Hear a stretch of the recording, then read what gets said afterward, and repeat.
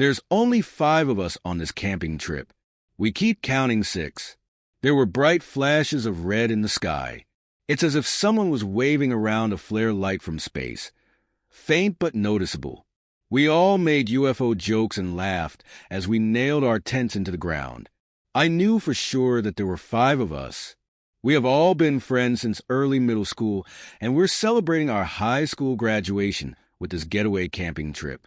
The flashes of red must have stopped randomly as we made conversation while fixing up our tents. Dave managed to put his tent together the fastest and told us he was going to find some branches for the fire. I remember how he had worked with me at the local gas station last year. We used to do the night shift together, and it had made working at a desolate gas station much more fun than it was supposed to be. There was also Eric in the corner, still reading his tent manual, fidgeting with his signature round glasses. I wasn't as close with Eric as I was with the others, but I still remember sitting with him in math class and copying his homework one time. Ava was also there talking with Sally, my cousin. Both had decided to team up and work on one tent at a time. I also have clear memories of them hanging around at school in our usual places. In fact, I even knew Ava's younger brother, as he used to beg to go with us wherever we went.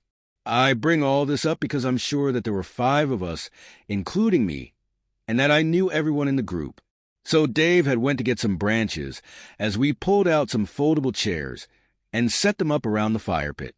I remember feeling uneasy as the sunset and darkness began to consume the forest.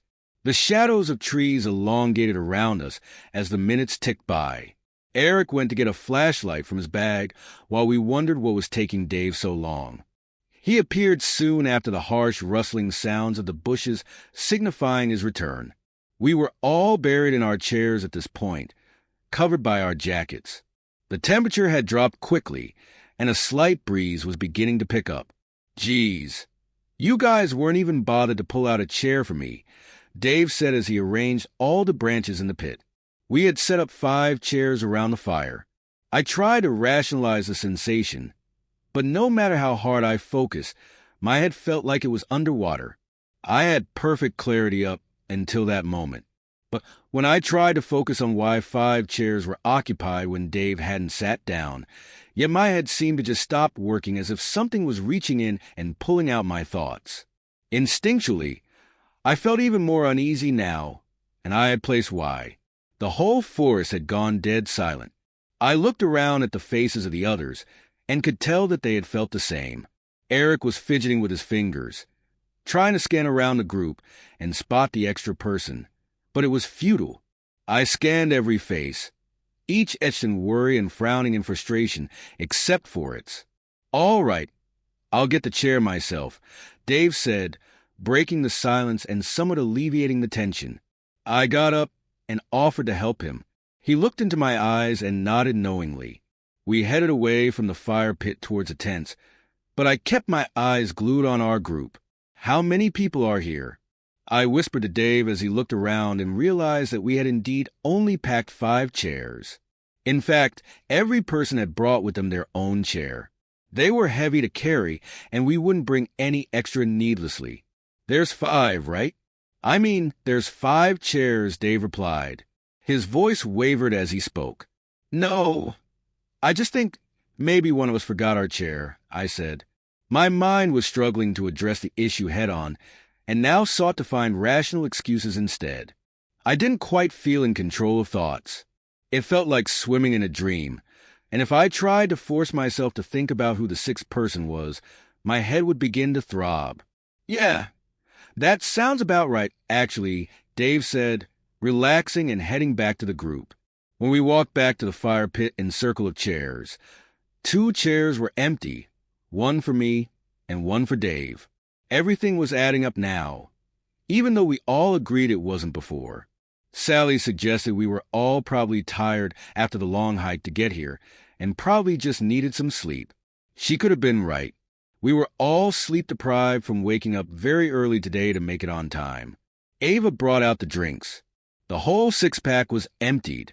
We all moved closer to the crackling fire for warmth as we took sips from our cans and reminisced on memories of last year.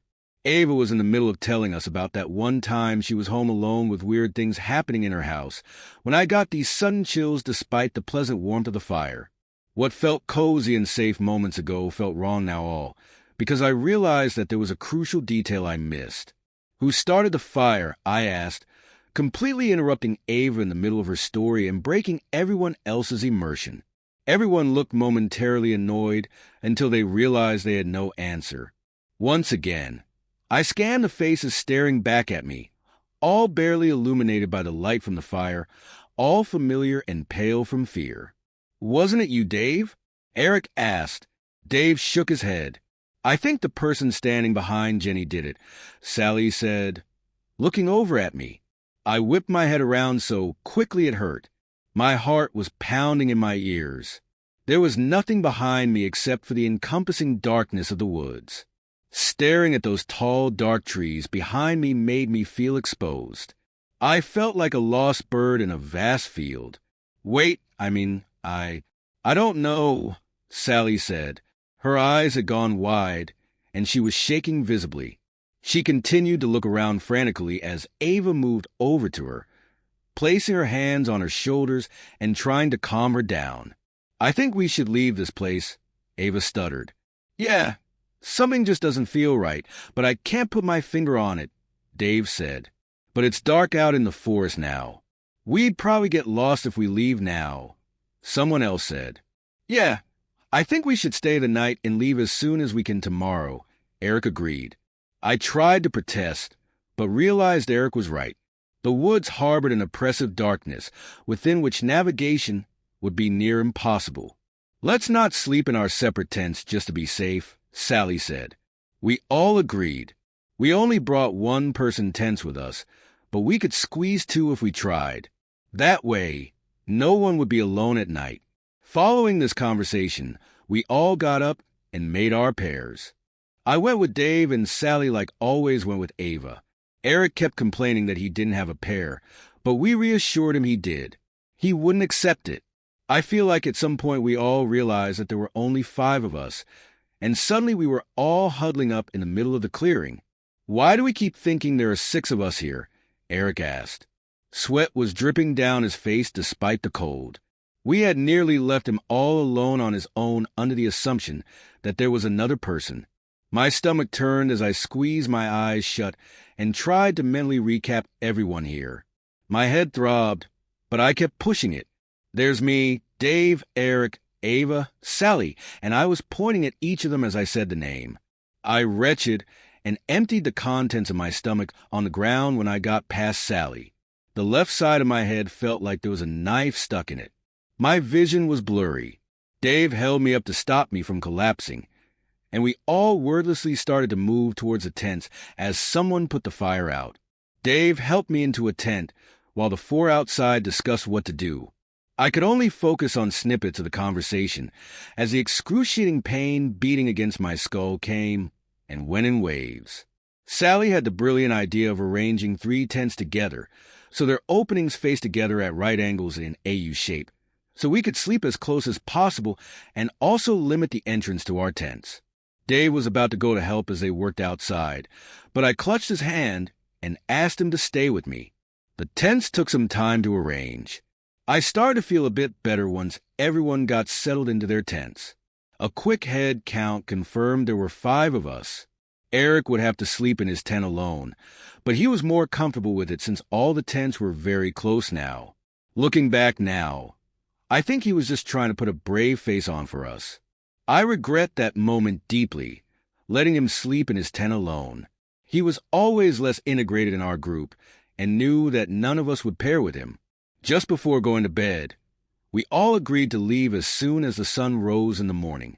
I remember taking one last look outside the tent into the forest before trying to fall asleep. The wind had picked up and the tree branches were swaying gently. Beyond our clearing was just pure darkness. It felt like the trees were closing in on me. With a faint sunlight illuminating our clearing, I turned my head to look over at the tents we had left out and saw someone standing next to them. Despite the circumstances, sleep came quickly and easily. Ava's shrill scream woke me up in the middle of the night.